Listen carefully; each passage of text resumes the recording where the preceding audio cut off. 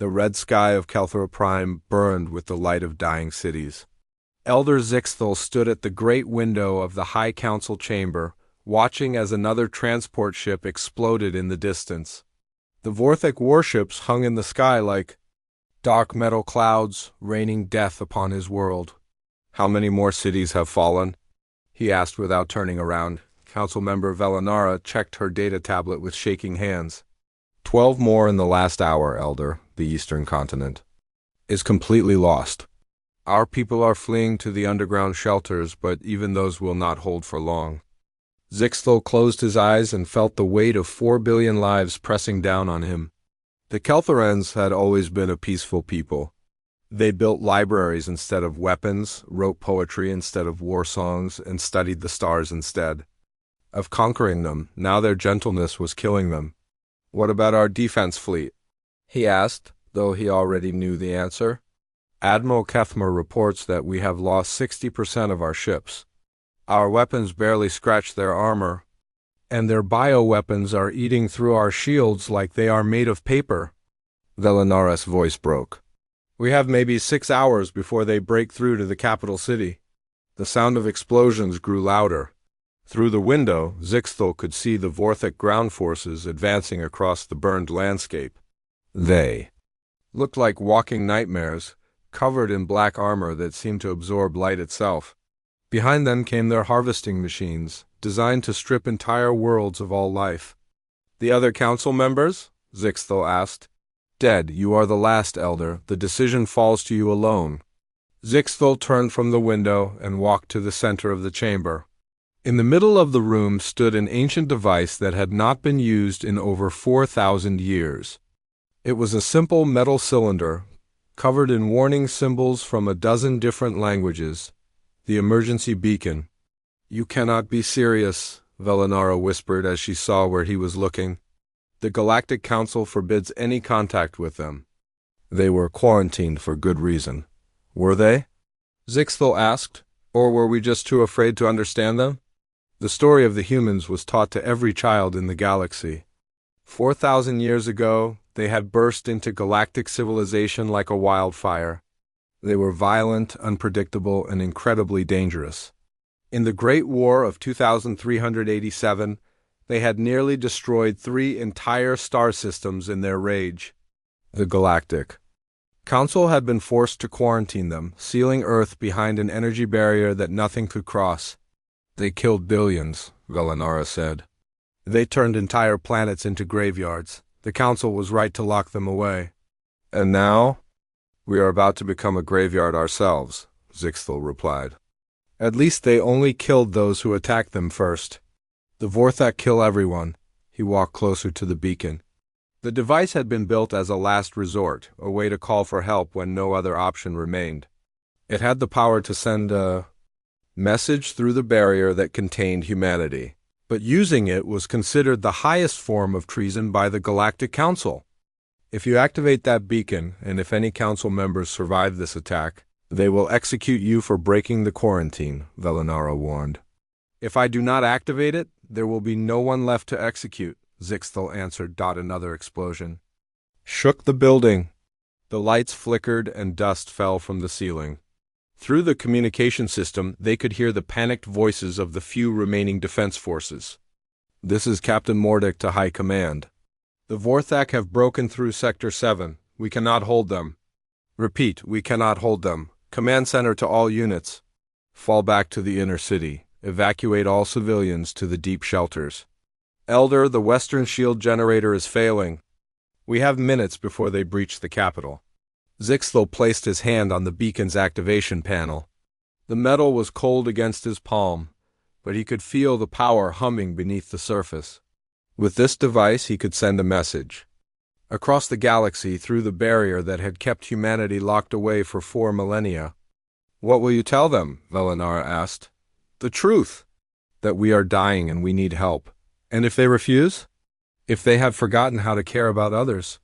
Zixthal looked at her with tired eyes. "Then we will die knowing that we tried everything." The beacon activated with a low humming sound. Ancient systems came online, drawing power from the planet's core itself. The device began to glow with a soft blue light, and Zixthel felt the weight of history in his hands. Emergency beacon activated. Target, Sol System, Quarantine Zone. Please state your message. Zixthel took a deep breath. What do you say to a species that has been locked away for 4,000 years? How do you ask for help from beings that your own people helped to imprison? This is Elder Zixthel of the Kelthoran High Council. Our world is under attack by the Vorthic Empire. Our people are dying. We have no weapons that can stop them, no ships that can match theirs. We know that. Contact with your species is forbidden, but we have no choice. We are not asking you to forgive us for the past. We are asking you to help us survive the present. Please, if there is any compassion left in your people, if there is any part of you that still cares about life in this galaxy, help us. The message was transmitted in a burst of energy that tore through space itself. The beacon shut down, its power spent, and the chamber fell silent. Is it done? Velenora asked. It is done. Now we wait. And if they do not answer? Zixthel walked back to the window. The Vorthek ships were closer now, their weapons charging for what would likely be the final assault on the capital. In the distance, he could see the last of the Kelthoran defense ships being destroyed. Then we die with honor, knowing that we never stopped trying to save our people. Far across the galaxy, in the Luna Station Command Center orbiting Earth's moon, Admiral Jack Morrison was reviewing the daily reports when the impossible happened. The emergency communication system activated for the first time in 4,000 years. Admiral, called Lieutenant Colonel Amy Rodriguez from the communications station, we are receiving a signal from outside the barrier. Morrison dropped his datapad. That's impossible. Nothing can get through the barrier. Sir, it is coming through the emergency beacon network. The signal is definitely from the Kelthora system. Morrison had studied the old star charts in the military archives.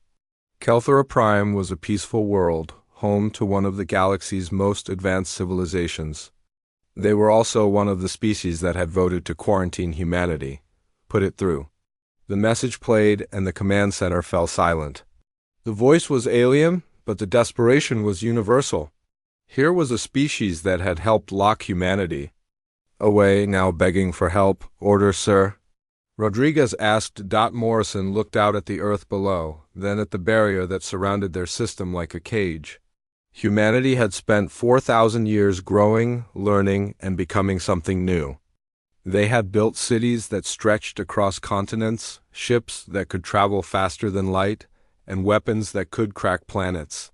But more importantly, they had learned to be better than they were. Get me the Terran High Command. Emergency. Session. It seems we have a choice to make. The beacon's message had been sent. Now the galaxy would discover what humanity had become during their long silence. The war room beneath New Geneva buzzed with tension as the highest-ranking officers in the Terran Defense Force gathered around the holographic display. Admiral Jack Morrison stood at the head of the massive table, watching as the last few commanders took their seats. The emergency meeting had been called just 3 hours after the Kelthoran message arrived, and everyone could feel the weight of history pressing down on them. Ladies and gentlemen, Morrison began, his voice steady despite the magnitude of what they were discussing. 4,000 years ago, humanity was cut off from the galaxy. Today, for the first time since then, someone has asked for our help. He activated the holographic display, showing the Kelthora system. The peaceful blue world hung in space, surrounded by the dark shapes of Vorthak warships. The tactical display showed the terrible reality of the situation. The Kelthoran defense fleet was almost completely destroyed, and the planet's cities were falling one by one. General Pete Collins, a grizzled veteran with gray hair and hard eyes, leaned forward. With respect, Admiral, we all heard the message. But we need to remember why we were quarantined in the first place. We were not exactly the galaxy's favorite neighbors.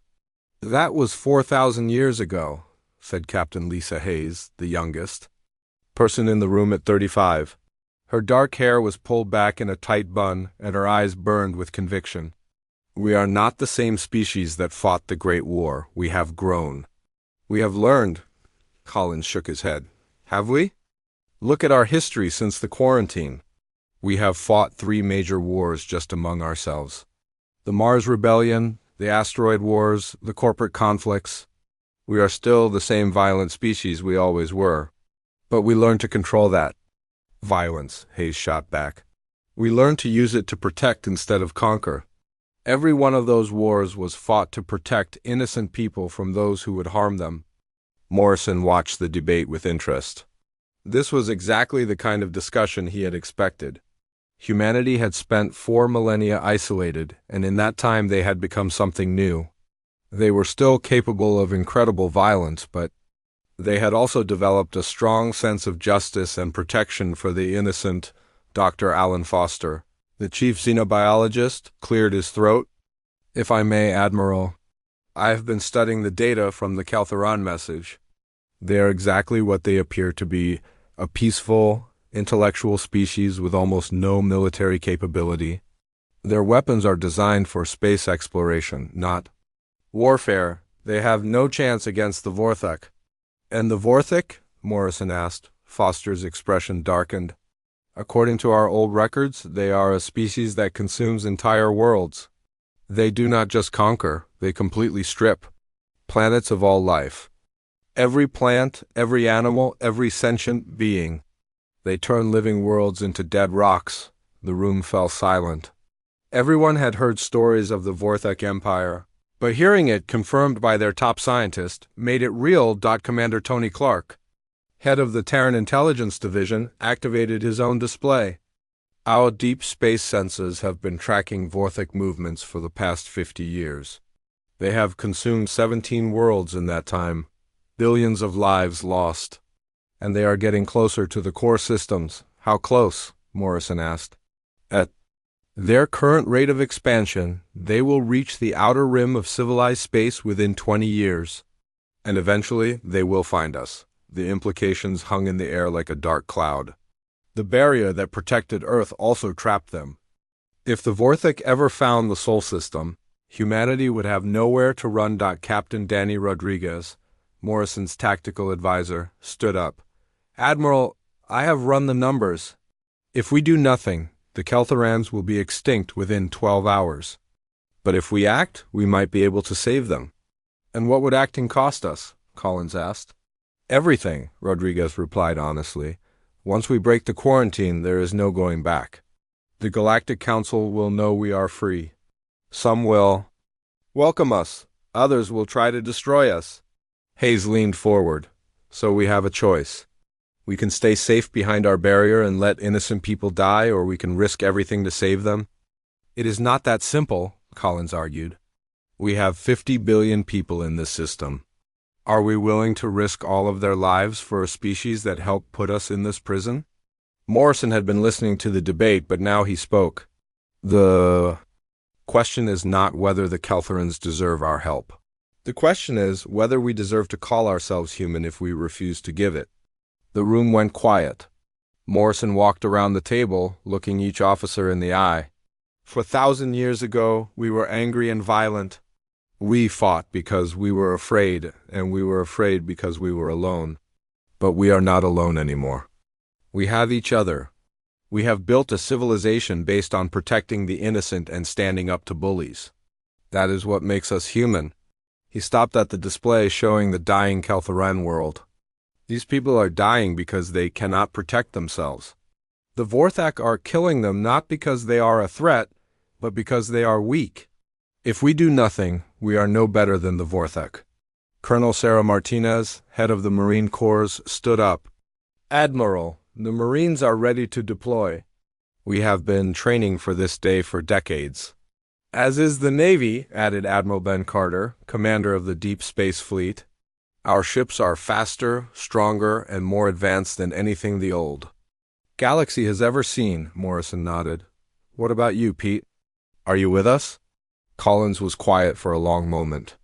Finally, he sighed. I still think this is a mistake. But I would rather make a mistake trying to save lives than make a mistake by letting them die. The Army will support whatever decision you make. Morrison turned to Tuz. Lisa, I want you to recommend a ship and crew for this mission. Hayes smiled. The TDF Vengeance, sir. She is our newest and most advanced warship, and I recommend Commander Jake Sullivan to lead the mission.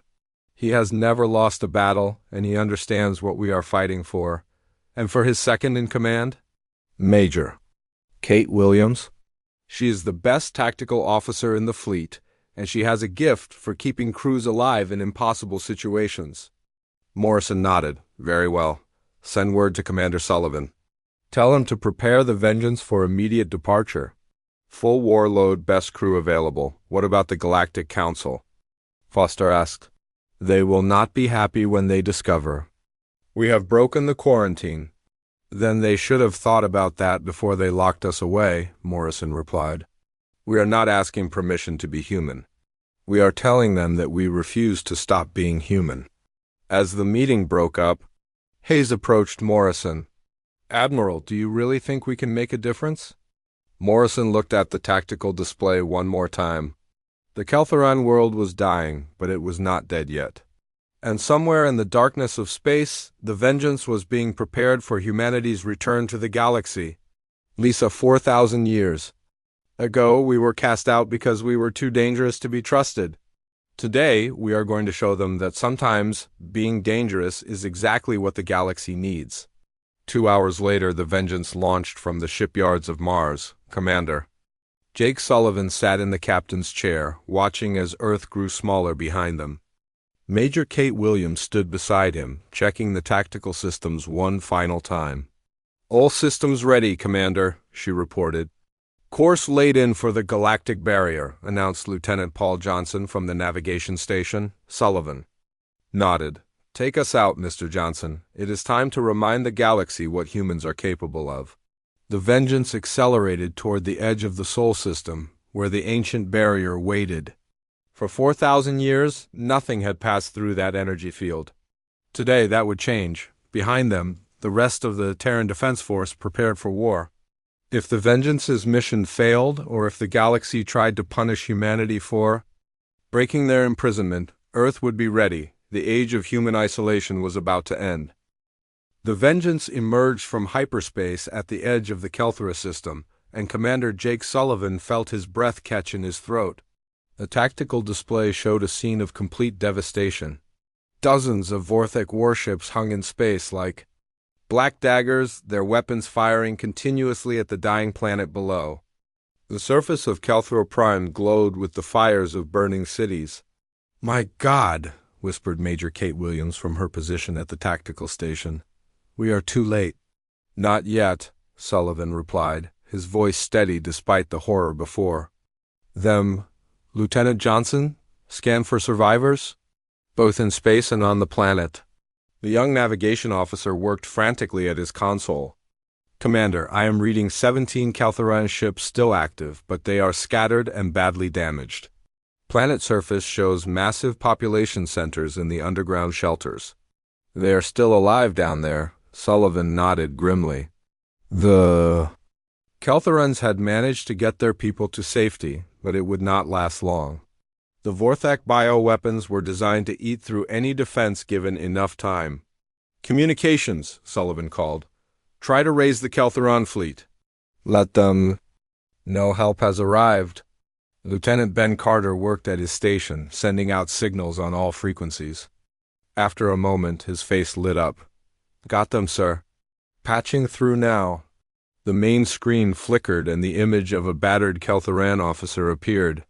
His blue skin was marked with burns, and his large eyes showed the exhaustion of someone who had been fighting a hopeless battle for too long. This is Admiral Kethmore of the Keltheran Defense Fleet, unknown vessel. Identify yourself immediately or we will assume you are hostile. Sullivan stood up. Admiral, this is Commander Jake. Sullivan of the Terran Defense Force. We received your distress call. We are here to help. The Keltheran Admiral stared at the screen in shock. Terran? You mean human? Yes, Admiral. We are human.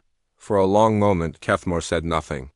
Then slowly his expression changed from shock to something that might have been hope. Commander Sullivan, I do not know what to say. We thought ... We thought your species was gone forever. We are very much alive, Admiral. and we are here to help you survive this. Before Kethmer could respond, alarms began blaring throughout the Vengeance. Williams looked up from her station, her face pale. "Commander, we have incoming. 6 Vorthek. Heavy cruisers approaching fast." Sullivan turned to the tactical display. The Vorthak ships were massive, each one twice the size of the Vengeance.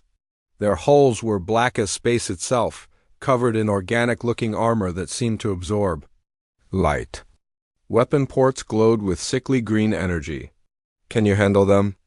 Kethmer asked over the communication channel. Sullivan smiled grimly. "Admiral, we have had 4,000 years to perfect the art of war. Watch and learn." The Vorthek ships? "Open fire first, sending streams of bioplasma toward the Vengeance." The human ship's adaptive shields flared to life, deflecting the alien weapons with ease. The energy that struck the shields was absorbed and redirected, making the Vengeance's own weapons more powerful. "Return fire," Sullivan ordered. "Show them what human engineering can do." The Vengeance's quantum cannons fired, sending bolts of pure energy at the Vorthek ships. The alien vessel's armor, which had seemed impenetrable, cracked and shattered like glass.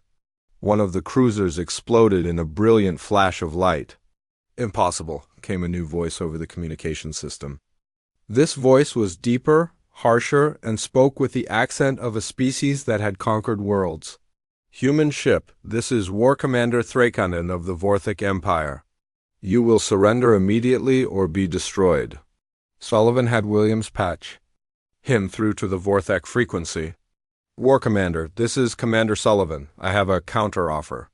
Leave the system immediately, or we will destroy every one of your ships." Thrakonin's laughter was like grinding metal.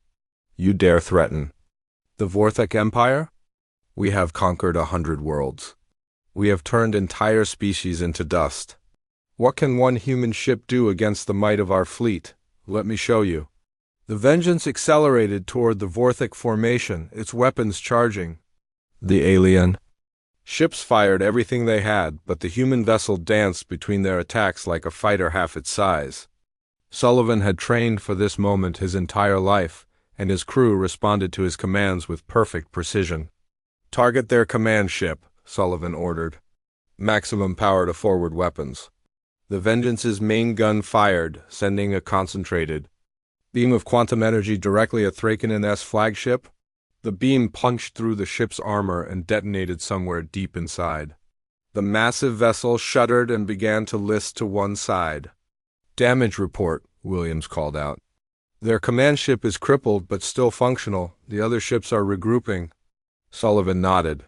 "Johnson, take us around for another pass. Carter, send a message to Earth. Tell them we have made contact. And request immediate reinforcements."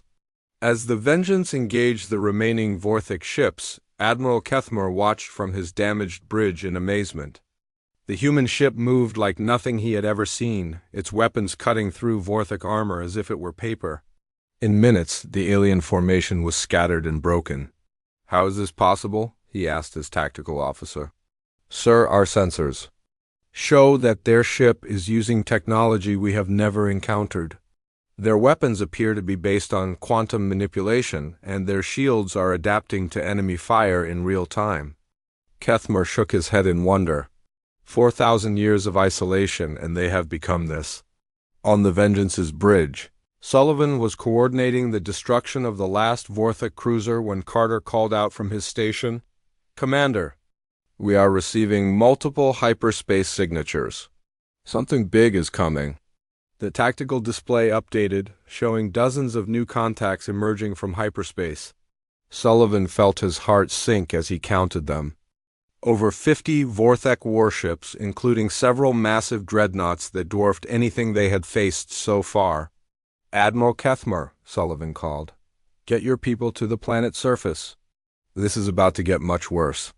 "The Keltheran admirals?" Voice was steady despite the desperation of their situation. "Commander, there are too many of them. Even your advanced ship cannot fight an entire fleet." Sullivan looked at the overwhelming force arrayed against them. Any sane military officer would retreat, call for help, and wait for reinforcements. But the people of Kelthor Prime were dying below, and every minute they waited meant more innocent. Lives lost? Maybe not, he said, but we are going to try. War Commander Threkonen's voice came over the communications again, but this time it was filled with savage joy. Human Commander, you have shown impressive skill, but now you face the true might of the Vorthik Empire. Surrender now, and we will make your death quick. Sullivan stood up from his command chair, his voice carrying across the bridge. All hands, this is the commander. We are about to face impossible odds against an enemy that has conquered worlds, but we are not here to conquer. We are here to protect innocent lives. That makes us stronger than any weapon they possess. He turned to Williams. Major, prepare all weapons. We are going to show the galaxy what humans do when innocent people are threatened. The Vorthik fleet began to advance, their weapons charging. On the planet below, millions of Kelthorans huddled in their shelters, hoping that the strange humans who had answered their call could somehow perform a miracle. Lieutenant Carter looked up from his communications station. Commander, message sent to Earth. Admiral Morrison's response was brief. What did he say? Hold the line. The cavalry is coming. Sullivan smiled grimly. Then that is what we will do. All hands prepare for battle. Let's remind the galaxy why they were afraid of us in the first place. The Vengeance turned toward the approaching Vorthak fleet, its weapons ready, its crew prepared to fight against impossible odds. Behind them, the world of Kelthor Prime waited to see if humanity had truly changed, or if they were still the same violent species that had been locked away 4,000 years ago. The answer would come in the next few hours, written in fire and blood among the stars. The Vengeance shook under the massive barrage from the Vorthak fleet. Commander Jake Sullivan gripped his command chair as explosions rocked the ship. Even with their advanced shields, facing 50 enemy warships at once was pushing their defenses to the breaking point. Shield strength at 60% and falling, Major Kate Williams reported, her voice calm despite the chaos around them. We cannot take much more of this. Sullivan watched the tactical display as the Vorthak ships closed in from all sides. They were trying to surround the human vessel, cutting off any chance of escape. The enemy commander was smart. Sullivan had to give him that. Johnson, evasive maneuvers. Keep us moving. Carter, get me a priority channel to Earth. The young communications officer worked frantically at his station. Channel open, Commander. Earth Command, this is Vengeance. We are heavily outnumbered and need immediate assistance. The Vorthak have deployed their main battle fleet. Send everything you have. Admiral Morrison's voice came back through the static. Understood, Vengeance. Hold your position. Help is coming. On Earth, Morrison stood in the Luna Station Command Center, watching as red warning lights flashed across every display. The moment he had been preparing for since the Kelthoran message arrived was finally here. All stations, this is Admiral. Morrison, initiate Protocol 7, full fleet mobilization. I want every combat-capable ship in space within the hour. Across the Sol system, the response was immediate. On Mars, the massive shipyards that had been building vessels for 4,000 years opened their docks. Captain Rick Stone, commander of the new Terra Battle Group, led the first wave of ships out of the red planet's orbit. This is Stone to all Mars fleet vessels. Form up on my position. We have humans in trouble, and we do not leave our people. Behind, from the asteroid belt mining stations, industrial ships were rapidly converted to warships. Their mining lasers became weapons, their cargo holds filled with ammunition. Commander Maya Johnson, leading the outer patrol fleet, brought her deep space vessels in from the edge of the system. All ships, this is Johnson. Our brothers and sisters are fighting for their lives in the Kelthora system we have trained for.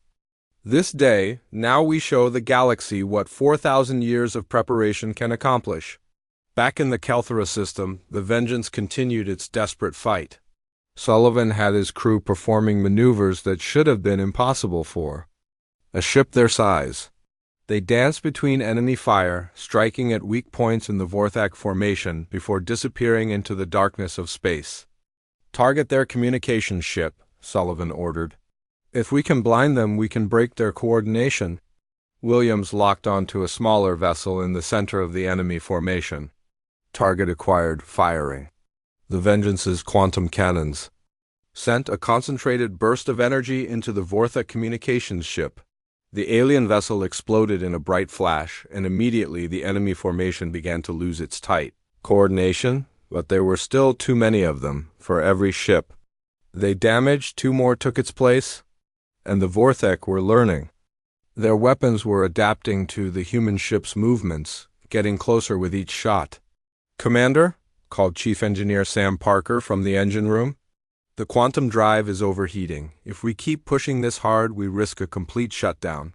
Sullivan made a quick decision, all power to shields and weapons. "If the engines fail, we will make our last stand right here." On the planet below, Elder Zixthel watched the battle from the underground command center. The human ship was fighting like nothing he had ever seen, but it was clearly outnumbered. Around him, his people prayed to their ancient gods, hoping that their desperate gamble would not end in failure. "Elder," said Velinara, pointing at the tactical display, "the human ship is slowing down. I think they are in trouble." Zixthel closed his eyes. He had doomed his people and possibly brought destruction upon the humans as well. The weight of that decision pressed down on him like a mountain, but then something happened that changed everything. "Elder, look!" Velinara shouted. New contacts coming out of hyperspace. On the Vengeance's bridge, Lieutenant Carter suddenly sat up straight. "Commander, I am reading massive hyperspace signatures. Multiple ships incoming." The tactical display updated, showing dozens of new contacts emerging from the void. But these were not Vorthak ships. These vessels were sleek and deadly, with the distinctive lines of human engineering. "It is the cavalry," Williams said with a grin. Captain Stone's voice came over the communications. "Vengeance, this is Stone with the Mars fleet. Sorry we are late. Hope you save some for us." Sullivan felt relief flood through him. "Stone, am I glad to see you. We have 50-plus Vorthak ships, and they are not in a friendly mood. Copy that, Vengeance. Mars fleet, engage at will. Show these aliens what human firepower looks like." The Mars fleet swept into the battle like a hurricane. 25 of humanity's most advanced warships opened fire simultaneously, their weapons lighting up the darkness of space. The Vorthak, who had been confident in their numerical superiority, suddenly found themselves under attack from multiple directions. War Commander Thrakinen watched from his flagship as his fleet began to take heavy casualties. These humans fought with a precision and ferocity that reminded him of the old stories his grandfather had told him. Stories of the Great War, when the Vorthak Empire had been forced to retreat for the first time in their history. "All ships, concentrate fire on the new arrivals," he ordered. "Destroy them before they can coordinate with the first ship." But even as he gave the order, more human ships were arriving. Commander Johnson's outer patrol fleet emerged from hyperspace, followed by the converted mining vessels from the asteroid belt. Within minutes, the Vorthak found themselves facing a human fleet of over 60 ships. "This is impossible," muttered Thrakinen's tactical officer. "Where did they all come from?" "They have been preparing," Thrakinen replied, understanding dawning in his voice. 4,000 years of isolation, and they have been preparing for war." The battle became a rout. The Vorthak ships, which had seemed so powerful when fighting the peaceful Keltherans, were no match for human technology and tactics. Captain Stone's heavy cruisers tore through their battle line, while Commander Johnson's fast attack vessels hunted down any ship that tried to escape. On the Vengeance, Sullivan coordinated the attack with deadly efficiency. "Stone, take your group and hit their left flank. Johnson, sweep around and cut off their retreat. We are going to end this." Major Williams led a boarding party onto a damaged Vorthak cruiser, her Marines fighting through the alien corridors with ruthless skill. Engineer Parker kept the Vengeance's weapons firing at maximum power, while Medic Commander Val Green tended to the few human casualties. But it was not just their weapons that made the humans deadly.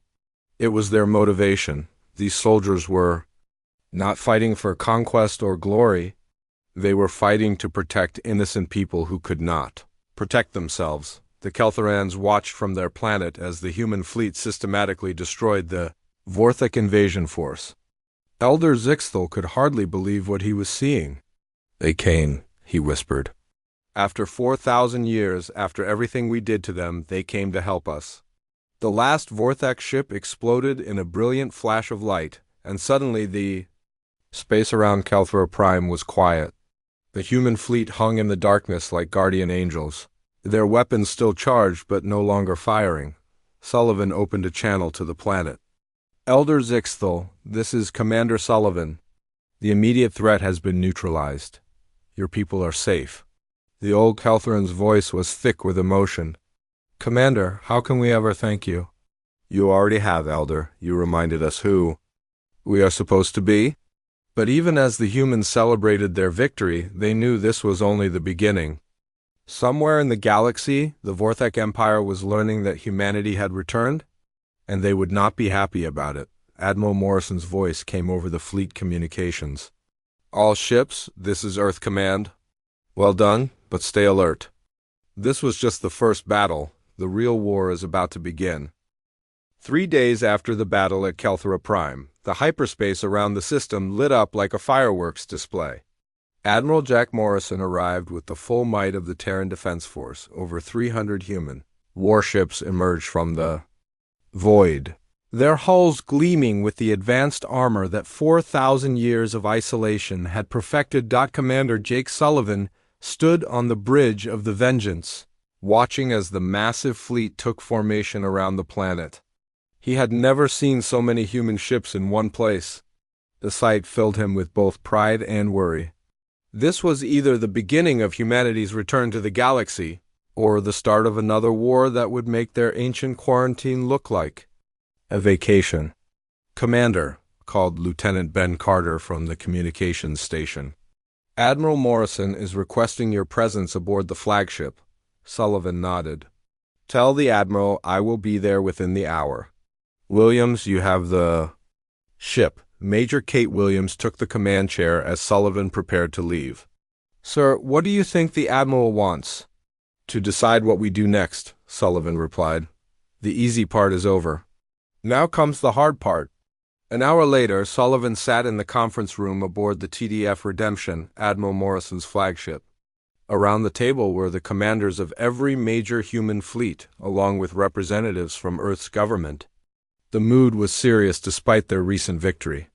"Ladies and gentlemen," Morrison began, "we have accomplished something remarkable. We have saved an entire civilization and announced humanity's return to the galaxy.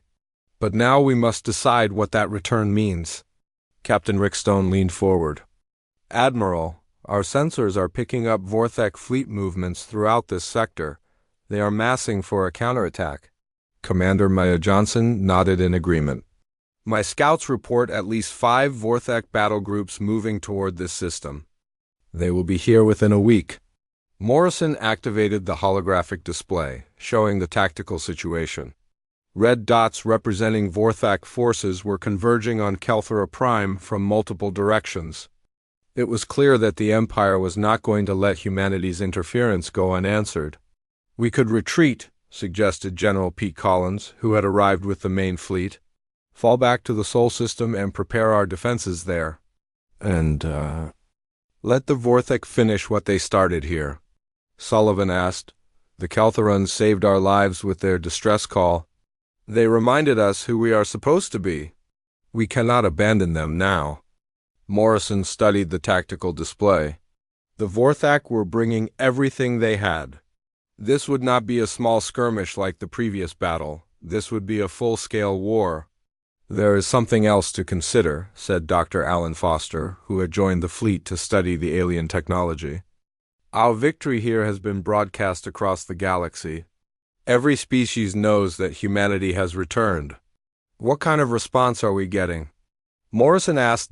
Foster activated his own display, showing communication intercepts from across known space. "Mixed. Some species are terrified. They remember the stories of the Great War, but others are celebrating. It seems we have more friends than we thought." The display showed messages from dozens of different worlds.